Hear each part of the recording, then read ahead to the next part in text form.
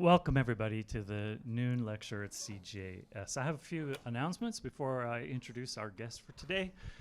First of all, next week's CJS noon lecture is looking really amazing. It's Tsukemono, Japanese pickles, and fermentation. Conversations on bioeconomy and... Okay. We have to move over here. Okay.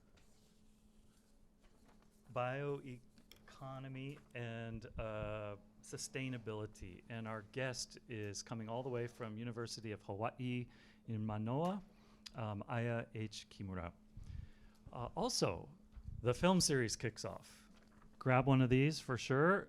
This year's Japanese film series celebrates the 75th anniversary of CJS, and we think probably the 65th-ish edition of the film series. As far as we know, as far as I know, it's the longest running Japanese film series in the world outside of Japan, and so that's something worth celebrating. What I did was, for every decade of CJS's existence, I chose a favorite film.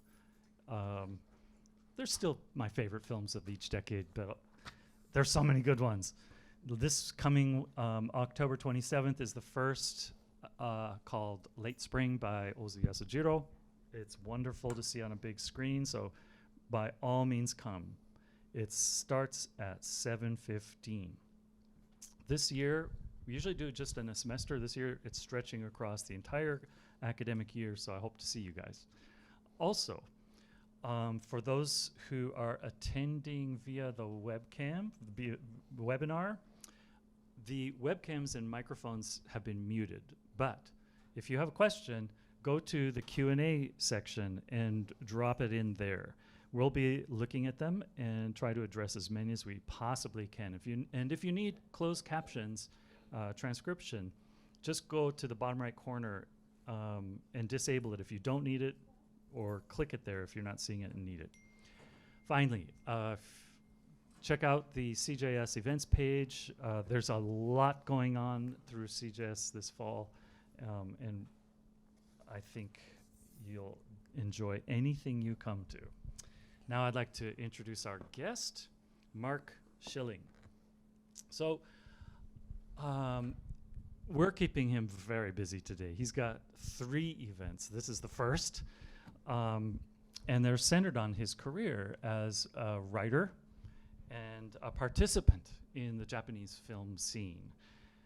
So we're about to hear him talk about the state of the industry. At 2 o'clock, he's going to be talking to the film, TV, and media studies students in a lightning lecture about his new film, which I'll mention in a bit. And then there's a 4 o'clock reception where I'm sure I'm going to see a lot of you. Mark actually grew up very close to here in Zanesville, Ohio. And he went to school here. He attended the University of Michigan in the late 60s and early 70s, those very heady times. And he got both a BA and an advanced degree in 73. And in this period, he was traveling a lot. He was all over the place. And he finally landed and settled in Japan, where he's been ever since. His interest in Japanese cinema apparently started with Seven Samurai, from what I hear. Yes. And right? this put him on his path. He worked as a critic and a journalist for publications like Newsweek, Asian Wall Street Journal, Interview, Premiere, Vogue, Time. You did fashion? I'm impressed. And then my first encounter, so to speak, with Mark was on Japanese TV, because I loved sumo, and he was the English language announcer. And so I heard his voice for many years before I actually met him. But in 1989, he started writing for the Japan Times. And my impression is that Donald Ritchie basically stopped doing film criticism, or thereabout. A long time before that, yeah. Oh, yeah. He was writing for International Herald Tribune. Oh, yeah, right. Short reviews. So Ritchie was there from during the occupation era until his death not long ago, but he really was one of the main critics and points of conduits for information about Japanese cinema to the rest of the world. And Mark has really stepped into his shoes. He's writing film criticism for the Japan Times. He wrote industrial criticism and reportage for Screen International and then now Variety. He probably knows more about Japanese cinema in the last 30 years than anybody. And he has been sharing that information, not only through his criticism, but he's written in many, many different venues. Recently, he counted 40 books and catalogs that he's contributed to. And he himself has written all sorts of books. 2 books on sumo. There's the Encyclopedia of Japanese Pop Culture from '97, Contemporary Japanese Film from '99, which collects about 10 years of his criticism and writings. The Yakuza Movie Book. I only had these at home. The rest are in my office, but this is one of the key books on the Yakuza genre.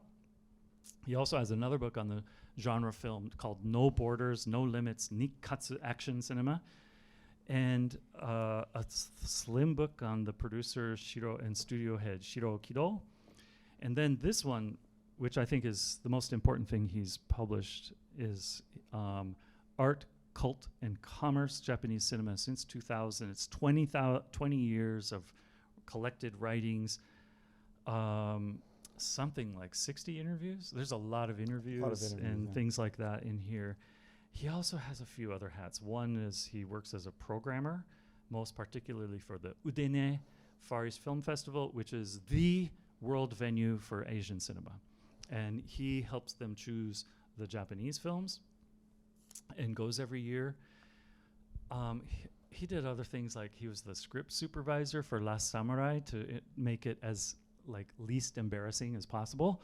And more recently, he wrote a script based on his experience of the triple disaster in 3/11 called Convenience Story. And it just came out this August. It's been playing at film festivals. He wrote it. He essentially produced it with other people. I've heard the story. It's amazing. And he just published a book about it. You can find this on Amazon if you're curious, and we should show the film sometime, I think. Yeah. With that, I'll hand it over to you, Mark. Okay, yeah. Thank you all for coming. Yeah, wow. Whew. Yeah, this is a great honor. I mean, I was a student here, as he was saying, way back in the 1960s and 70s, right? Where I met this gentleman, Bert Stratton, 1969, still my friend, and his son, Jack, who I met when he was like this big, and very familiar faces all over.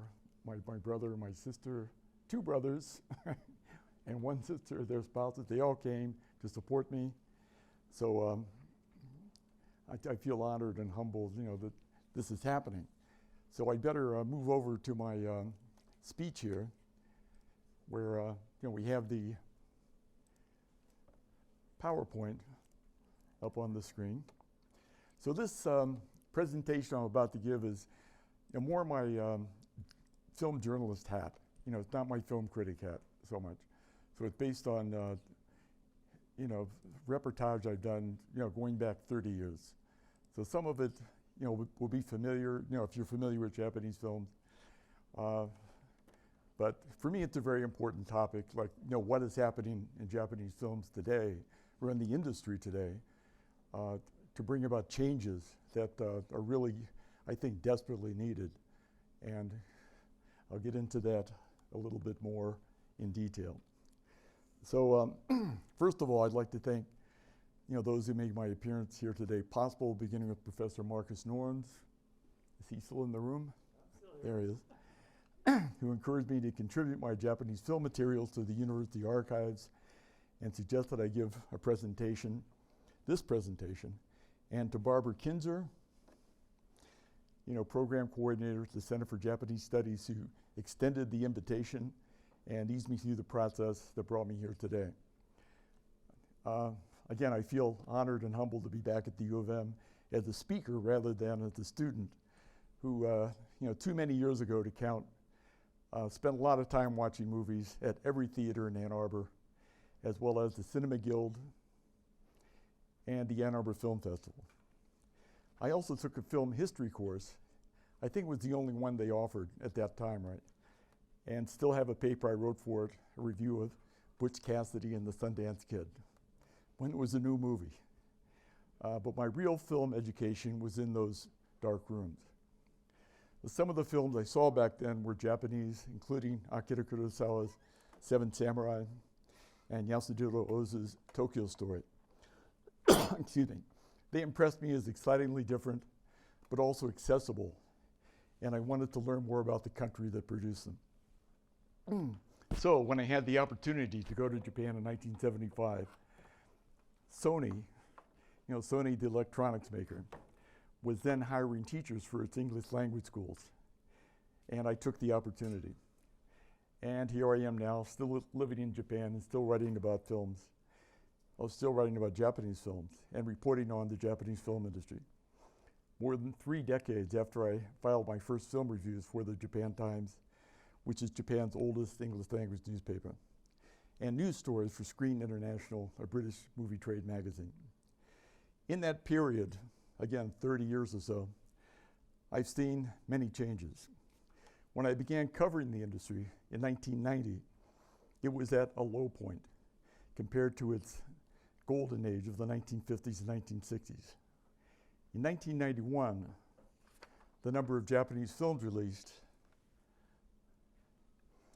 was 230, compared with the then post-war peak of 547, recorded in 1960. Also, the number of annual admissions was 138 million, compared with the post-war peak of 1.127 billion in 1958. A figure on the screen there. Admissions slumped even further later in the decade, dropping to a low of 119 million in 1996. Okay, now we can see those figures for 1990 to 1996. The ones I mentioned are highlighted. Meanwhile, foreign films, mainly from Hollywood, dominated the box office with a 64.2 market share in 1963, compared with 21.7% in 1960. So in this period, Hollywood was totally dominant at the Japanese box office. It was as if Japanese films were in a permanent decline. Industry insiders then told me that the Japanese industry could never compete with Hollywood, which had far more of everything, from star power and money to special effects. Some commentators even speculated that Japanese films would someday disappear as Hollywood completed its triumph over the local box office. That doomsday prediction, fortunately, never came to pass. In pre-pandemic 2019, the number of Japanese film releases hit an all-time high of 689, compared to 589 foreign releases. Okay, let me move. Okay, you can see the numbers, more recent numbers on this screen. Compared to 589 foreign releases.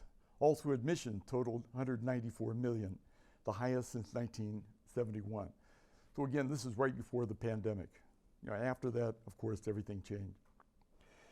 Meanwhile, the market share for local films in 2019 was 54.4%, the 12th year in a row in which they had beaten the foreign competition. During the pandemic, when Hollywood postponed nearly all of its major releases, the market share for domestic films soared even higher, to 76.3% in 2020 and 79.3% in 2021. Domestic releases, however, slumped to 506 in 2020 and 490 in 2021, as the openings of dozens of films were delayed. Excuse me. So that changed somewhat this year. The trend is back up again in terms of the number of releases. But I don't have the exact figures yet. Yeah, these numbers are compiled by the Motion Picture Producers Association of Japan, which is a big industry organization, comprised of the four biggest film companies. And their figures are considered official, right? But they don't announce them until the end of the year. Okay, where am I here? Okay, how did this reversal of fortunes happen? One reason was the rise of animation maestro Hayao Miyazaki, okay? And his Studio Ghibli colleagues to the front box office ranks. The breakthrough was Miyazaki's Kiki's Delivery Service, which ranked first at the box office among domestic releases in 1989, with 2.64 million admissions and $25 million. But Miyazaki truly hit his box office stride with the 1997 Princess Mononoke. The film, the still is behind the photo of Miyazaki, which finished with 132 million, the all-time record for a film released in Japan, foreign or domestic. This was almost twice the box office of the #1 foreign film, Independence Day. His 2001 film, Spirited Away, however, shattered this record with 217 million, 3 times more than the highest earning foreign film, Steven Spielberg's AI. With these and other box office triumphs, Miyazaki proved that Japanese films could consistently beat the Hollywood competition. But one anime genius alone could not win the box office wars. Arguably more impactful for the industry as a whole was the box office triumph of Bayside Shakedown.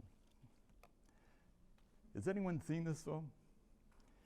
He's the only two. It really didn't get out that much, beyond Japan, but in Japan, it was a huge hit. A police comedy based on a hit Fuji TV network series. Unlike other adaptations of TV series that were essentially special episodes for fans, Bayside Shakedown was a standalone film, made by the same production team, including director Katsuyuki Motohiro, that had worked on the series.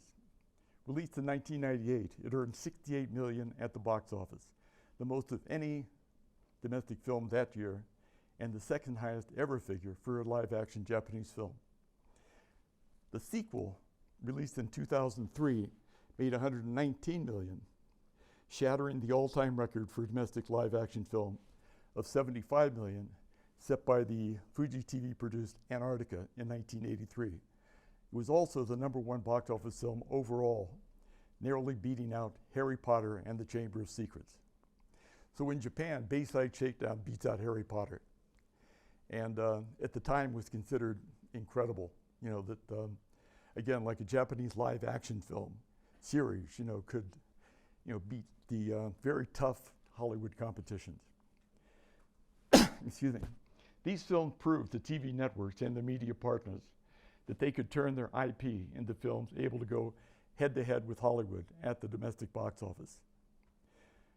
In 2006, with 3 Toho distributed titles topping the domestic film box office.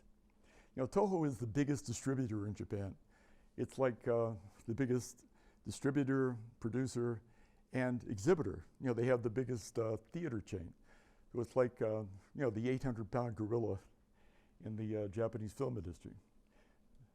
They dominate everything.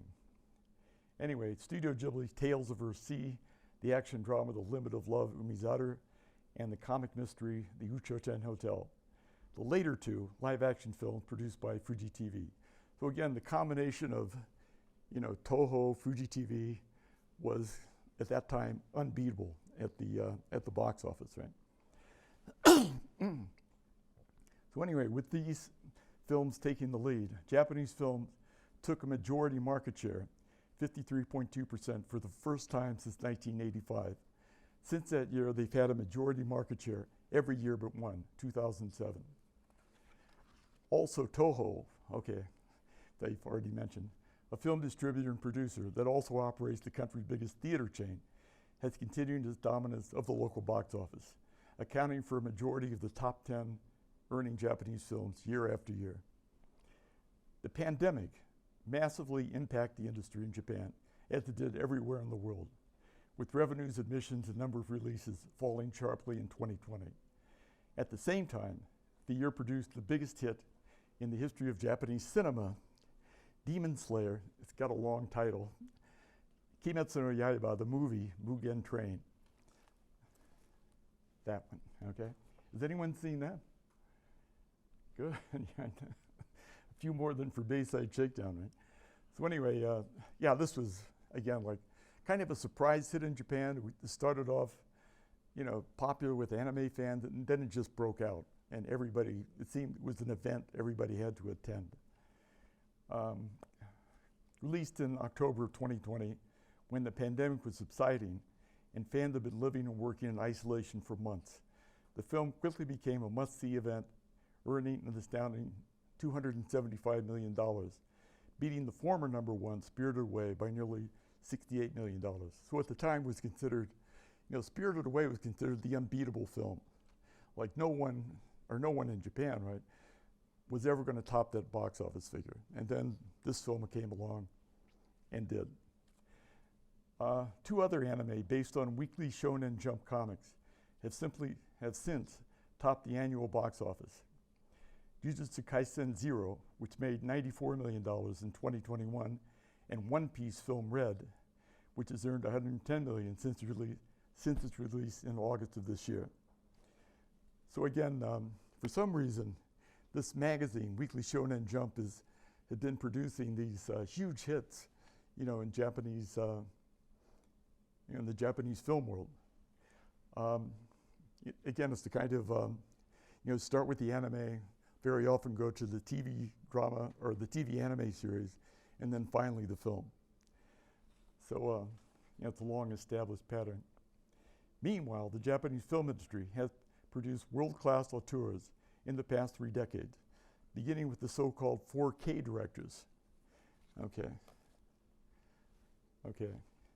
Hirokazu Koreeda is on the screen there. Takashi Kitano, Kiyoshi Kurosawa, and Naomi Kawase, who all came up in the 1990s and dominated the international discussion of Japanese films for decades afterwards.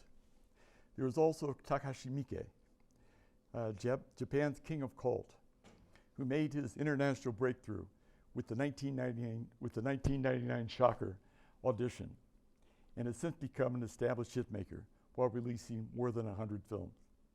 Has anyone seen Audition? Is that? Okay, yeah, that got out there, right? That's probably his best known film. But again, like more than 100. I think I've seen maybe 2/3. Hard to keep up. Okay, these directors have been regular invitees to major film festivals, as well as winning major prizes, starting with Kitano taking the Golden Lion at the 1997 Venice Film Festival for his cop on the run drama Hanabi, and Kawase the Camera d'Or Prize at Cannes in 1997 for her debut feature Suzaku. More recently, Koreeda was awarded the Cannes Palme d'Or for his 2018 dark family drama Shoplifters. Meanwhile, a new generation of Japanese directors has come to the international forefront, exemplified by Ryunosuke Hamaguchi, who began his career with short films and documentaries, but made his international breakthrough with Happy Hour, a 5-hour drama about the intertwining lives of 4 women that won its 4 leads a collective Best Actress prize at the 2015 Locarno Film Festival. Hamaguchi went on to make Drive My Car, a 2021 drama about a theater director's conflicted feelings about his unfaithful dead wife and his slowly growing relationship of trust with his taciturn female driver. The film won 4 prizes at Cannes, including Best Screenplay, and went on to accumulate many more honors, including a Best International Feature Academy Award. So this film played in Ann Arbor. Was this, has anybody seen that, Drive My Car? Okay, yeah. How did you see it? Was it in the theater here? It played here. It was, okay, yeah. I thought it got out. And the theater was half. Yeah, I mean, In Japan, it was released like in August of last year, and very slowly, started to climb the box office. I mean, it was, it was a 3-hour film, so a lot of people, kind of hesitated to see it. But after it started winning all the prizes, then, it just kept playing and playing and playing. Anyway, if you have a chance, I recommend it. Given all this talent and box office success, the Japanese film industry would seem to be in excellent shape. But the pandemic has served as a kind of catalyst, bringing long-standing problems to light. Okay, so again, you have great box office, great talent, international awards, international recognition, seems to be great, but as I've seen as a journalist, especially, there's something more to the story. Okay, the first problem was the fragile state of Japan's theatrical business, especially the small art house theaters called mini theaters that screened the hundreds of independent films released annually. When theaters across the country shut down in 2020 in response to a government-announced state of emergency, mini theaters, which struggled to make a profit in the best of times, were especially hard hit. So again, at this early stage in the pandemic, I was hearing reports like, we're just going to have to close, go out of business. I mean, nobody's coming, nobody can come. And their profit margin is slim anyway. So it seemed almost inevitable that they'd be very severely impacted by the pandemic. Okay. To help save them from going belly up, directors Koji Fukada and Ryunosuke Hamaguchi launched Mini Theater Aid. Okay, I think I have that in the next slide. Yeah, okay, here it is. A crowdfunding campaign that received widespread support from the industry and quickly achieved its goals. So again, their objective was to get money from fans and then distribute it to the theater owners, just to keep them, keep their heads above water during the pandemic. And it seemed at the time like a very ambitious goal. But looking at the results, a few theaters have since closed for different reasons, but it was in general quite successful. So there's still they still have their website up and running, and they're still active. Since then, there's been a kind of cascade of revelations and accusations, as well as the emergence of activists and groups advocating for change in everything from the industry's antiquated financing structure to its longstanding tolerance, and in some cases, encouragement of sexual and power harassment. So it's like this, I don't want to say one thing led to another, but the fact that very prominent filmmakers, Fukada and Hamaguchi, and their allies, were coming forward in such a public way, sort of changed the mindset, I think, of a lot of people. That we can actually get out there, be active, and make some change in the industry. So I'm going to talk about that now. In June, in June of this year, six directors led by Hirokazu Koreeda announced the launch of Action for Cinema, a coalition for the establishment of a Japanese CNC. Okay, this is a French-backed government film promotion and support body. And I can say it in French, probably not too well. Centre National du Cinéma et de l'Image Animée. Okay, did I say it right? Anyway, this is, of course, a long-established, film promotion body in France. Japan has nothing similar. So, Koreeda, who's in the center of this group photo, took the lead, and several other prominent directors joined him in this organization, right? So, Fukada is on the far right there. He was also, trying to save the mini theaters as well. Anyway, the aim, Koreeda said, was to improve the working environment in the film industry with the Japanese version of CNC that provides support for film financing, distribution, education, and a healthy work environment. As in France, revenues from theaters, broadcasters, and distributors would be used to subsidize production. Also, the new organization would implement concrete measures to prevent sexual and power harassment in film production, including professional seminars and guidelines. So why is such an organization needed in Japan?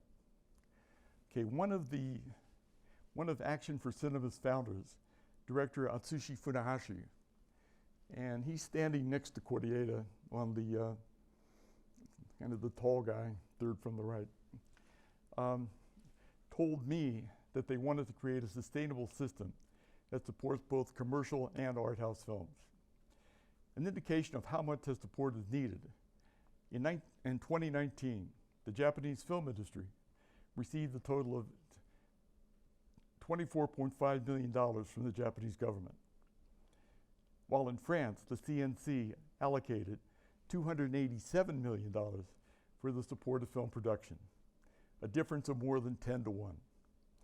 And okay, France, Japan, they're quite different in many ways, but in terms of, population, the number of films made,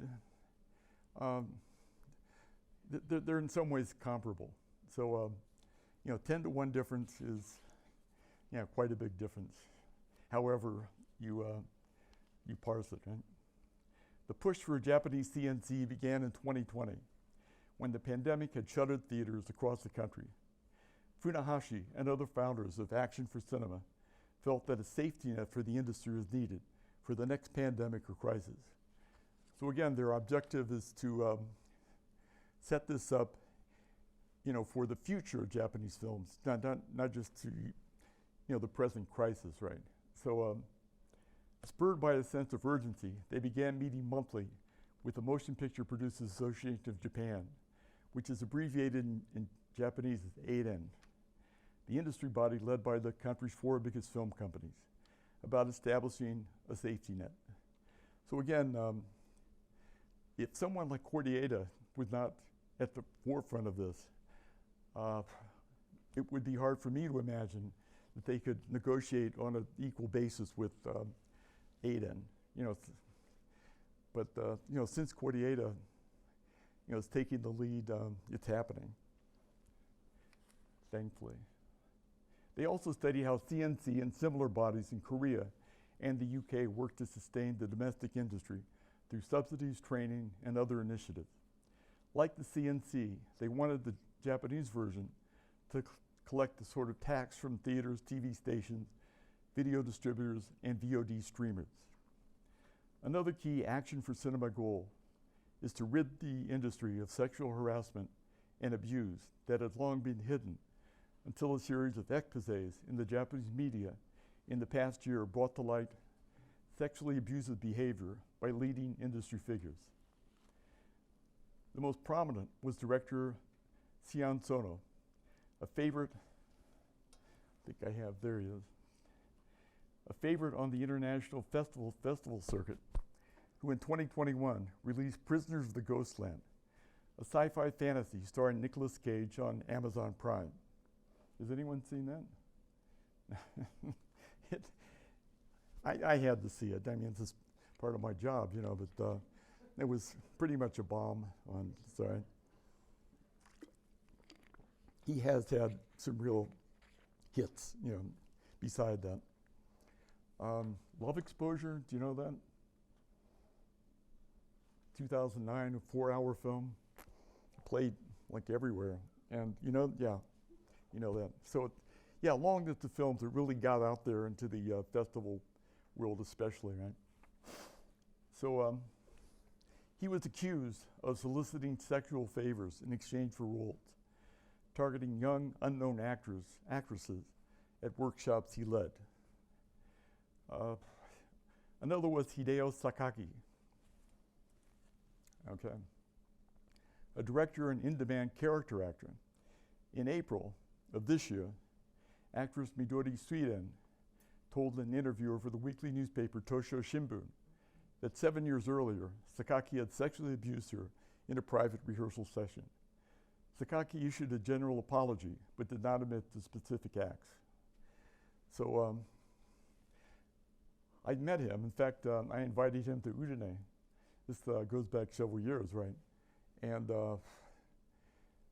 again, like sometimes you're surprised by people. You know, at the time I thought he was kind of a quirky, but you know, an interesting guy to be around, and the audience loved his film. But and he was a family man, like always posting on Facebook about, you know, his wife, his kids. You know, I think I still am his Facebook friend. But you know, these revelations came out, and again, like kind of the lid was taken off. Okay. Yeah, she told this newspaper about the abuse, and Sakaki issued an apology but didn't admit to specific acts. Okay, that month, Suiden joined with others with similar experiences and their supporters to form the Association to End Sexual Abuse in the Film and Moving Image Industry. The group has since added members while informally aligned itself with Action for Cinema. So again, you have this kind of coalition, you know, between you know, Cordiata's group, which is pushing for industry reform on a wider front, and you know, Suiden's group, which is more focused on sexual abuse in the industry.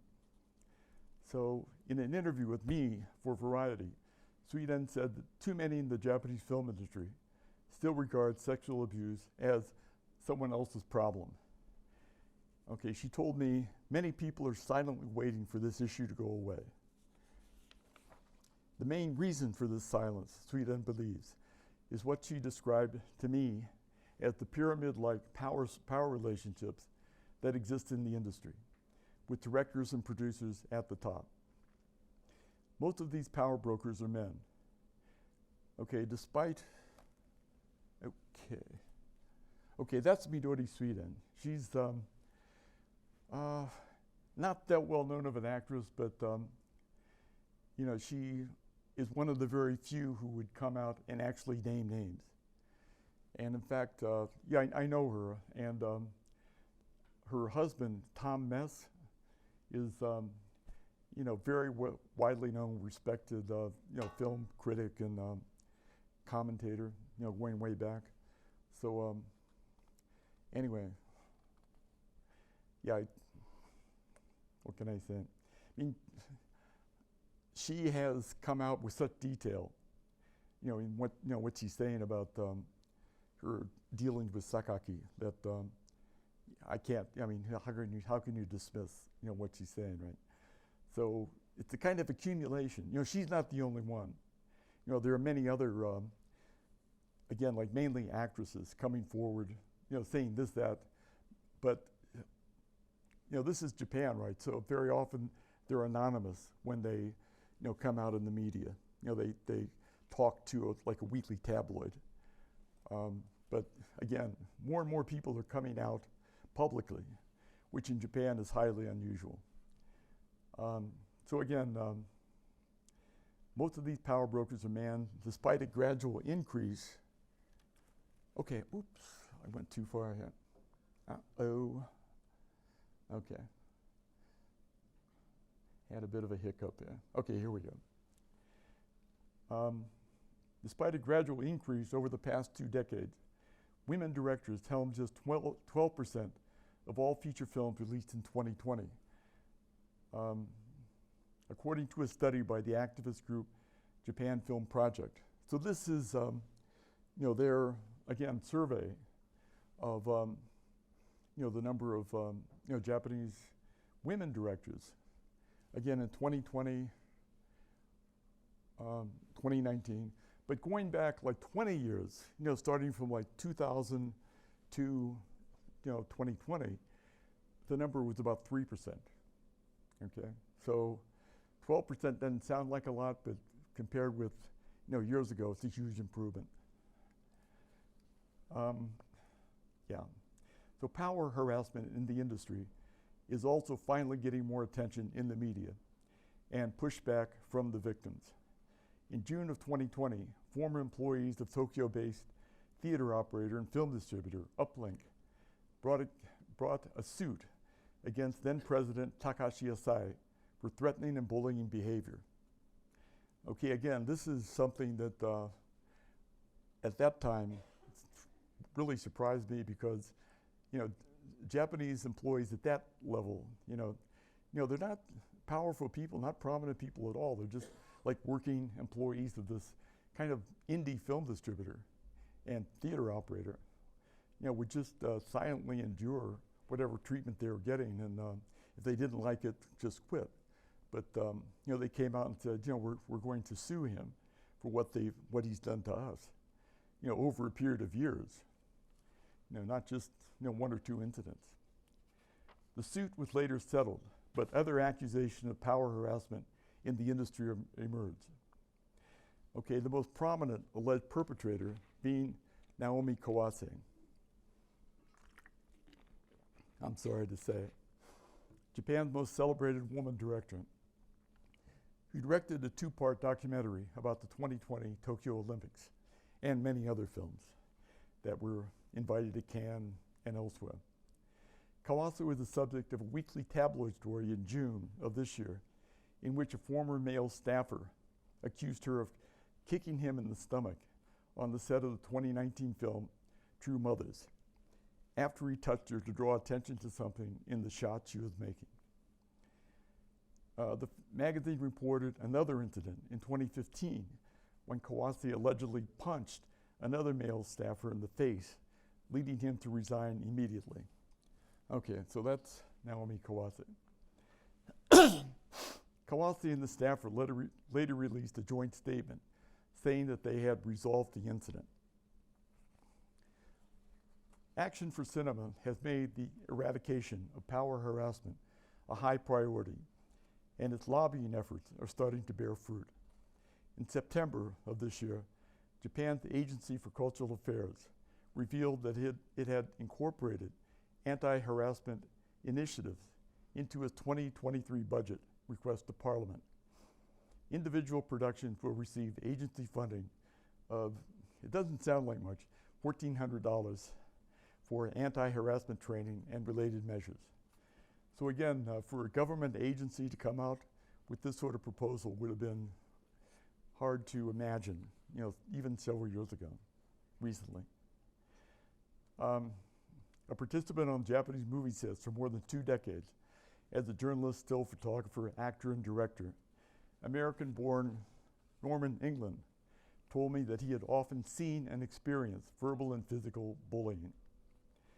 A reason it is tolerated, accepted, and even celebrated, he said, is the traditional senpai-kohai, which means senior-junior relationship, in which the senior has absolute authority over the junior, which can extend to physical abuse. As he put it to me, you get bullied, and when you have a chance, you bully someone else lower. What is the solution? England suggested contracts that spell out off-limits behavior, and contracts are definitely needed in a business that currently operates mostly on a handshake basis. According to research by the Ministry of Economy, Trade, and Industry, more than 60% of Japanese film industry freelancers currently work without signed contracts. The result is typically insane hours and low pay, with even established directors struggling to make a middle-class living on their film work alone. So again, I've seen this myself, Japanese film sets, especially indie film sets. There's no limits on the number of hours they work. There's no time when they say, okay, we're gonna go home for dinner. Nobody goes home for dinner. You're there 24 hours a day until the film is done. That's the way, the established way, a lot of people have to work, right? Okay, Funahashi told me that without these and other reforms, the Japanese film industry will no longer be a magnet for young creative talent. He said to me, we have to make fundamental changes so that film sets once again become places where people love to devote their energy and passion. Okay, having reported on the industry for 3 decades myself, I have to agree with his assessment. One reason that filmmaking in Japan, especially in the indie sector, is so much a young person's game is that for all too many, it's a burnout job for all the reasons I've detailed. So again, you go on film sets, again, it depends what level you're working at, the top commercial level or the indie level, but generally, you see several senior people, their 50s, 60s, whatever, right? And then a lot of young people. Why? Because they get to be 20, in their late 20s, early 30s, they decide this is not for them, they move on to something else. So that's the pattern, for many, many people in the Japanese film industry. Okay, at the same time, I see so much talent in today's Japanese films, with especially, brilliant women filmmakers like Miwa Nishikawa, Yuki Tanada, and Naoko Ogami, moving to the industry forefront. So I find it hard to be pessimistic. And just as the Me Too movement led to change, and in some cases, long delayed justice in Hollywood, something similar is now happening in Japan, with a momentum that cannot be stopped. And most encouragingly of all, change is starting to come from the inside, with world-class filmmakers like Koreeda and Hamaguchi leading the way. Much remains to be done, but my hope is that one of the oldest and most celebrated film industries in the world will once again become one of the most vibrant. So that ends my presentation. Thank you.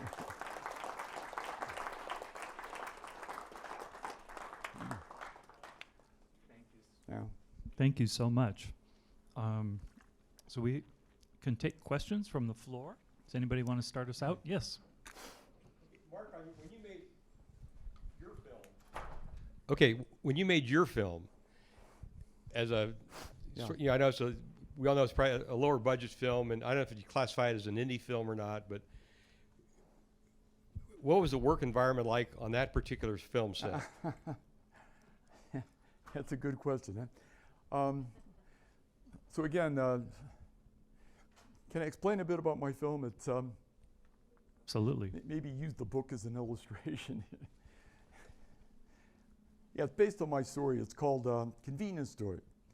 And I wrote the story back in 2015 on a commuter train very quickly. And then for 7 years, I worked to get it made. So fortunately for me, a director, Satoshi Miki, came on board about 5 years ago. And I had known him for a long time, going back to, oh my gosh, probably 2007. I interviewed him for a film he made called Adrift in Tokyo. So we had this long, acquaintance, right? And once he was on board, then things started to happen. And the film got the money and got the actors, and everything came together. So we had 2 really well-known actors, as the leads. And I think, for me, a great staff, to put this together at every level. So I was on the film set for 3 days, okay? I went 2 days out near Mount Fuji, and 1 day way, way, way out in the countryside, up in the mountains in Yamaguchi Prefecture. So it was a tough environment. It was like winter, the middle of winter in Japan, in the middle of nowhere. And of course the stars are well taken care of. They have their heated vans, people taking care of them. The staff people, they're working pretty much out in the open. They had, of course, an interior set, which is the convenience store. It's kind of the center of the action in the film, right? But again, Miki is a director. He doesn't shout at people, okay? And that's I don't want to say it's uncommon, but the typical bad pattern is for directors to get mad at the staff for whatever reason, especially the lower level staff. And in some cases, as I was mentioning in the presentation, there's physical abuse. People get hit, they get slapped, they get kicked. That kind of thing happens. And I did not see that on the set. So yeah, it was a tough shoot. They had about 2 weeks to make the film. Right? So again, I can't say it's a shining example of how things should be done, but compared with some of the negative examples I've been talking about, I think it went pretty well. Yeah, if you look at some of the documentaries as extras on Kurosawa's film DVDs, Kurosawa, yeah. you can see him just exploding at people and just demeaning their work. It's brutal. And I hear lots of stories like that. So there seems to be a whole generational change going on. And I mean, all the changes, yeah, totally, yeah. all the transformations you're talking about have something to do with the younger generation with very different attitudes. At the same time, I want to ask you about the power harassment and Japanese Me Too, because here, of course, there were all these incredibly brave women who stepped up, but it was also driven by mainstream journalism, like especially Ronan Farrow's articles on Harvey Weinstein, and that was New Yorker. Harvey Weinstein, yeah. That was New Yorker, but my impression is that in Japan, this is being driven more by tabloids. Can you talk a little bit about the role of journalism in Japanese Me Too in the film industry? Yeah, the tabloids play that role. I mean, they're digging into some of these incidents in a way that the mainstream media would not. Like the big newspapers, the established media in general, is not going to break that kind of story, usually, right? And one downside of the tabloids is, again, like they're very often operating without naming names. Person A said X, person Y, or person B said Z, But, and how much can you believe? Sometimes the credibility is kind of dubious, right? But, the way, again, the stories I mentioned in the presentation did name names, especially the, directors. There was a producer named, there were a couple actors, well-known actors named, as being like serial sexual harassers or abusers, right? So, yeah. Any other questions? Oh, sorry. Yuki? Oh. So if I came from Mars and I went to Japan, France, and United States to look at the film industry, would there be something that stuck out in my mind as to why Japan is so culturally different than the other two? Or is it just one big small world after all? Why is it so different? Yeah. Yeah, Or isn't it? It's a good question. And why is it different? Tell you the truth, I mean, I've been there so long. For me, it's a standard, right? And then you think, okay, is it really that different from Korea or Taiwan or China? East Asia especially, right? Even Southeast Asia. It's a question mark for me. Like, I really don't know, if it's as bad in, say, Korea. Can anyone comment on that? Like, the Korean film expert? I don't know. It's a good question, and I hear a lot of discussions about it because Korea is doing so spectacularly as an industry, especially exports and things like K-pop has, and that subculture is kind of displaced Japan in many ways. There's more co-productions. One thing I wonder is if they have a contract system in Korea, they have because contracts. one of the problems in Japan, it's just incredible. People will make a film for a TV company and without a contract. They just assume the money will come and it will be kind of a standard rate.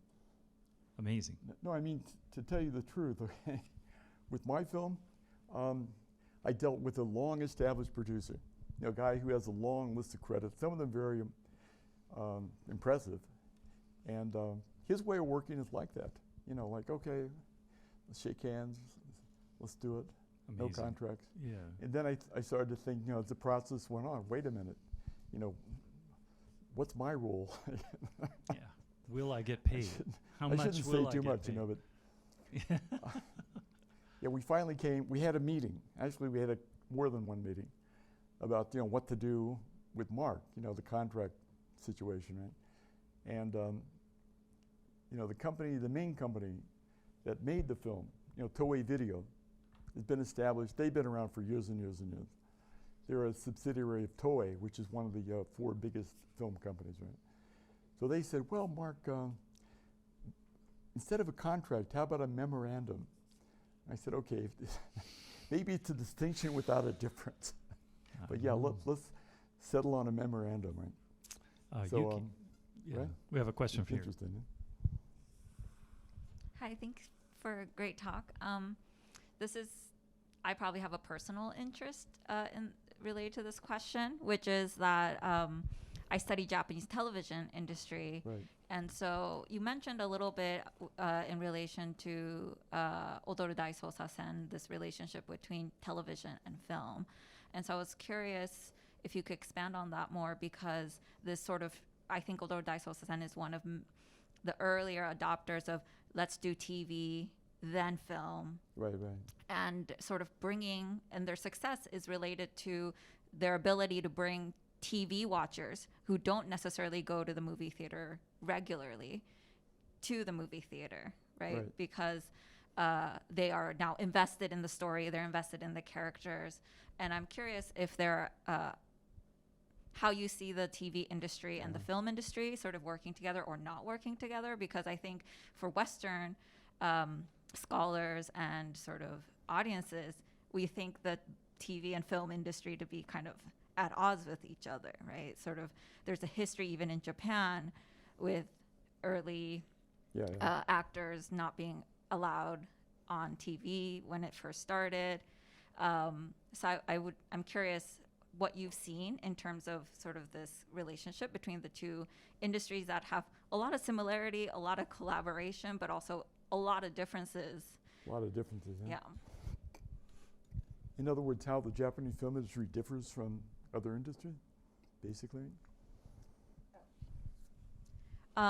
More like why you think in Japan this sort of interesting collab between the TV industry and like Fuji and Toho or Toei being making these big hits. Like what's the context in Japan that allows for that kind of collaborative work between these two industries that a lot of people think are actually quite separate but are not?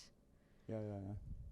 So, I mean, I'm sorry, my ears aren't that good, but the Japanese film industry is quite old. It goes back more than 120 years, right? So some of these practices are really ingrained. This whole thing of just working on the basis of a handshake, or how do we distribute the revenues? Donburi kanjo, you know what that is? Like this kind of roughly allocating the money, like, and that creates problems, of course. Like, who's actually getting paid? Are you getting paid fairly?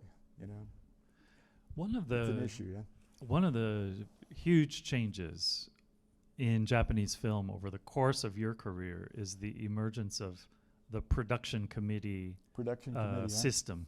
Could you talk about that and how it has affected Japanese cinema? Yeah, production committees also go back a ways. I wrote about that. Oh my gosh, I mean, all the details are not up here. I'd have to go back and look up some of the references. But the big turning point was the 1983 film Antarctica. Okay, that was a production committee film, meaning that companies like Fuji TV, like one of the big networks, partnered with Toho and some other media companies, to make this film. And what it means is, each has a role to play. Fuji TV releases the film on television. Toho releases it in the theaters. And then other companies would release it, they would release, say, the DVD. Well, that, we're talking about 1983, VHS, videotape, right? And then music, music, that sort of thing, right? It's all allocated according to your role. And it sounds, okay, logical, great, but the problem is, you get a committee together, to make a film. And who's actually in charge of, the creative aspects of it? Like, as was explained to me, like, the upshot is, the less, they make all kinds of compromises. Like, we can't have anybody shot and killed in the film because it's not going to play on television. We can't have anybody, we can't have a body put in the trunk of a car because that's going to reflect badly on cars. Really? I've heard that. I'm not making that up. So if your sponsor is Toyota, oh, we can't do that. So there are all these, compromises being made that, impact the quality of the film. So especially with these, big production company films like Bayside Shakedown, they're so-called action films, but from an American perspective or a Hollywood perspective, there's no action. People are, there's kind of a threat against the hero, and maybe people punch each other, but again, like, because it's going to be on television, as the producer explained to me, Chihiro Kamiyama, who at that time was like the #1 producer in Japan. He was working for Fuji TV, right? Or he was the head of their production. Okay. He said, yeah, we have to think about television, #1. So what does that do? So again, it's become very ingrained. And to tell you the truth, my film was also made with the production committee. So it has its good aspects, but again, it's kind of a uniquely Japanese solution to the problem of getting a film made. Other question? I see one back here. Excuse me. First of all, I'd like to say, Mark, you truly are Schilling, being so bold in your presentation today, and thank you for that. I was somewhat surprised at how bold you were with some of this information, and thank you. Oh, the information. Yes. Okay. Yes. So secondly, though, as you're talking about the industry and how they do things on a handshake, it reminds me of a work relationship I had with a gentleman years ago in insurance, where we just shook hands and said, this is what we're going to do and how we're going to do things. And it points to, I think, a sense of trust maybe that becomes established. I don't know, I'm not there, but maybe there's a sense of trust that the people are working together, so they don't need to have a contract for every moment of every day for everything. Right. And integrity and trust. Yeah, that's a good point. The industry for a long time has been run on the basis of, I trust you, you trust me. Yeah, we'll work it out somehow. But again, with the modern industry, there are so many moving parts, and the people at the bottom very often get shafted because they don't have the contracts. Yeah, no, without a contract, there's no instrument to protect your rights, right? What's that? Without a contract, there's no way to protect your rights. Yeah, exactly. We have a question over here. Hey, Mark. Thanks for the talk. It's super interesting. I'm wondering, did you get paid for that film that you made? Since you didn't have a contract, did you get paid for your own film, actually? Did I get paid? Yeah, did you get paid? Yeah, I will get paid. And it was okay? It's going to happen, yeah. It was okay? But the way, Yeah, it's kind of complicated because the life of a film is long. Okay, you start with theatrical. With a film like mine, you go to the film festivals, and then there's going to be a Blu-ray release in January, and then all these other income streams. So they said, Mark, would you mind if we paid you like a year from now? And I said, okay. Again, I trust you guys. Maybe naively, but yeah, that's the way it's done. So you will get paid. Yeah, I just have to wait. Okay. It's just a matter of waiting. Right? And I have another question. You said that the serious press would never cover the Me Too issue, that the tabloids have to do it, because the serious newspapers would never write about a story like that. Why is that? Why did the major newspapers not write about it? Yeah, why? Yeah, why don't they? Again, it's kind of complicated. Like you have what they call a press club system in Japan. Are you familiar with that? Like, for example, if you're covering the prime minister, you belong to a press club that covers, that aspect of the political system, right?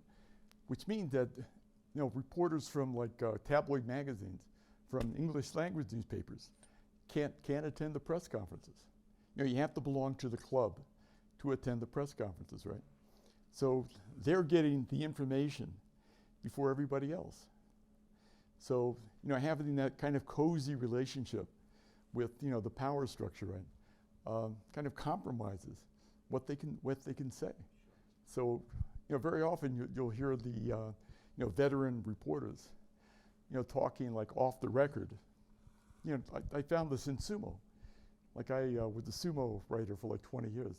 And I got to know some of the, Japanese writers who they knew a hell of a lot about what went on behind the scenes, good and bad, right? But they could not report it because it would compromise their relationship with their sources. So it was almost like they belonged to the sumo association. Yeah, it's and that extends to, the whole media, not just one segment of it. Yeah, okay, maybe I'm getting off the topic of film. Not at all. Any questions? Yeah. I was just curious. I heard a friend talking about how in America there's an obsession with imitating the film aesthetic. Yeah. Is that the same in Japan? Making digital stuff look like film? What's that again? So, video-based production to make it look like film? Yeah. Is that the same? You mean straight to video films? Do you know? Even like to make it look like celluloid. Yeah. Is that industry there? I think everyone's trying to make it look good for a big screen, right? When it's theatrical. For the big screen, yeah, initially, yeah. Yeah, and there's kind of looks filmy in a sense, not like video, and they have to tweak the images in post-production to accomplish that. Yeah, it's changing, of course. You have more people, thinking of, the internet, like how it's going to play, how to promote it on the internet, and so on, right? Mm-hmm. But am I getting? Okay. I just had I think that's it. I was just had a different question, Okay. If that's okay. So thank you so much for the talk. And I was just wondering a little bit about, given what you've described about the kind of senpai kohai system and these different ways of apprenticing in the industry, could you say a little bit about film education? So for new directors or new people who are new to the film industry, the way that they're trained. Could you talk a little bit about how someone might be trained, or positive trends that you might see in terms of how someone might get an education besides being yelled at by, so in your experience reporting, have you heard things or have you seen things that seem like a good direction to go into in terms of how kind of upcoming directors or cinematographers are trained, either in terms of formal education or and other kind of alternatives to this pretty brutal system that you described? So again, the main point is about The training, so film education or the training of new people in the film industry, how they're trained. how the films are made. No, how do young people get into the film industry? Oh, how do they get into it? Wow. Yeah, that's, again, kind of complicated because there used to be like an established route.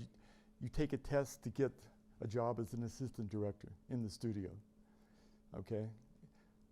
Back in, going way, way back, 1940s, 1950s, 1960s. That's all collapsed, pretty much. So, the way a lot of them get into it now, they go to film school.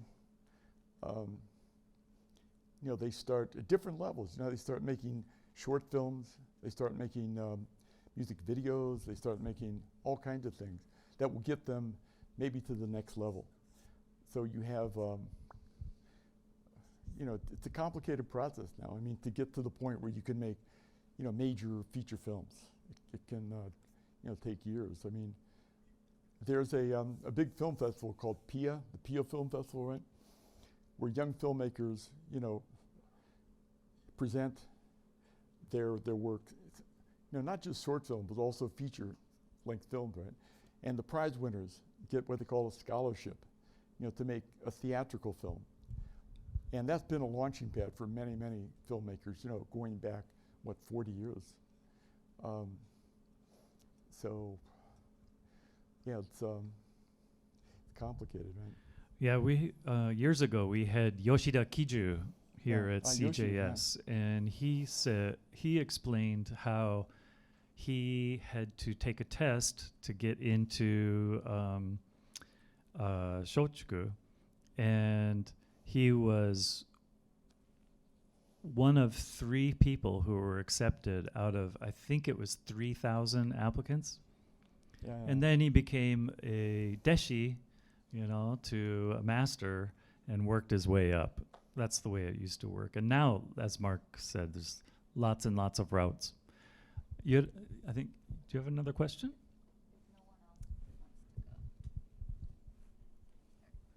Oh, okay. I'm curious how new digital platforms like Netflix and Hulu has impacted the Japanese film industry, because here in the US you see them releasing films they produce also in the theater, not just on their platform. So do you see any impacts that those platforms have made in the Japanese film industry? Impact from what? Netflix and Oh, Hulu Netflix, and yeah. Amazon Prime. Wow. Yeah, Netflix and all that. I mean, Amazon. It's mainly Amazon and Netflix up to this point, right? Yeah, they've had a big impact because you have people, established directors, again, like Sono, who just got a ton of money to make shows for like Amazon Prime. He told me like, wow, I mean, it's like turning on the tap up the full. I mean, they give you resources you would never have from the Japanese, standard ways of financing a Japanese film, because you don't have to deal with a production committee in that case, right? It's just like, well, of course you have to deal with Netflix, which is not always easy. But, the way he described it to me was, I have more freedom. Of course, freedom and resources that I wouldn't have had otherwise. So that's the good side of it. The downside is, especially like Netflix, has a certain way of, they have a system in place, right, for making their films. And, from my perspective, they make some interesting films for sure, but I think their perspective is more like, we've got to make this for the Japanese audience to date, right? So compared to Korea, where, my God, they've had such great success with the Squid Game and, some of these other series that really got out there around the world. Yeah, Japan is still like way, way behind that way. Huh? Okay, we have time for one last question. Sorry. Thank you very much for such a fascinating talk. Yeah. You talked about women directors, and I wonder if you could tell us a little bit more about perhaps people from minoritarian groups in Japan, like perhaps I don't know, like Zainichi or Nikkei, who may also be participating in this industry, and whether the participation of underrepresented minorities might change this culture of harassment and bullying that you women that you directors. mentioned. I mean, when I started Thank you. doing this, there were no women directors. But she's asking about minority directors Oh, as well, minorities. so not Okay, just in women, addition but to women, right? Zainichi and Yeah, I mean, what's a minority in Japan? I'm a minority. it's a little different. Really, I mean, so you have like people coming from non-traditional backgrounds to make Japanese films that probably wouldn't have gotten the chance, years ago. I mean, you have again going back, you have like gay filmmakers, Hashiguchi Ryosuke being one, right? But again, like how many Japanese film people? I mean, anybody in the industry.